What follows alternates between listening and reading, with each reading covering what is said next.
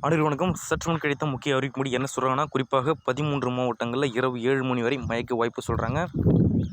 இது குறிப்பாக எந்தெந்த மாவட்டங்களுக்கு அதிக கனமழை மற்றும் மிதமான மழைக்கு வாய்ப்பு இருப்பதாகவும் பிரீஃபாக இந்த செய்தி குறிப்பு பார்க்க போகிறோம். அதுக்கு முன்னாடி நம்ம சேனலுக்கு தான் வந்திருக்கீங்கன்னா மறக்காமல் சப்ஸ்கிரைப் பண்ணிக்கோங்க. பக்கத்தில் இருக்க பெல்லை கனெக்ட் பண்ணி ஆல் டிக் பண்ணிக்கோங்க. அண்ட் முக்கியமான விஷயம், வீடியோவை ஸ்கிப் பண்ணால் பாருங்கள். அப்போ தான் நான் சொல்கிற தகவல் என்னட்டு உங்களுக்கு வந்து முழுமையாக சேரும். அண்ட் நீங்கள் எந்தெந்த மாவட்டத்திலேருந்து இந்த வீடியோ பார்க்குறேன்னு சொல்லிட்டு மறக்காமல் கமெண்ட் பாக்ஸில் கமெண்ட் பண்ணுங்கள். குறிப்பாக இந்த செய்தி குறிப்பில் என்ன சொல்ல வராங்கன்னா, தென் தமிழகம் மற்றும் அதனை ஒட்டிய பகுதிகளில் ஒரு மேலடுக்க வளிமண்டல கீழடுச்சி நிலவுகிறது எனவும், இன்று தமிழகத்தில் ஒரு சில இடங்களிலும் புதுவை மற்றும் காரைக்கால் பகுதிகளிலும் இடி மின்னலுடன் கூடிய லேசான முதல் மிதமான மழைக்கு வாய்ப்பு இருப்பதாக சொல்லியிருக்காங்க.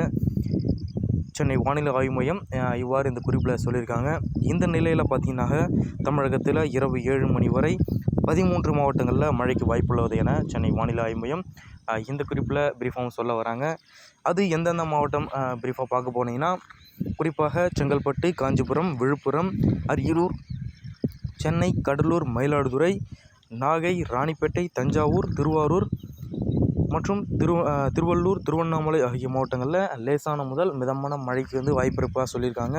குறிப்பாக இது மிதமான மழை மற்றும் அதிகமான கனமழைக்கும் வாய்ப்பு இருப்பதாகவும் ஒரு கூடுதல் தகவலையும் சொல்லியிருக்காங்க.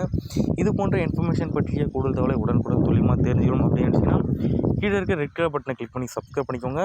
பக்கத்தில் இருக்க பெல் ஐக்கனை கிளிக் பண்ணி ஆல் ரெடி பண்ணிக்கோங்க. நன்றி, வணக்கம்.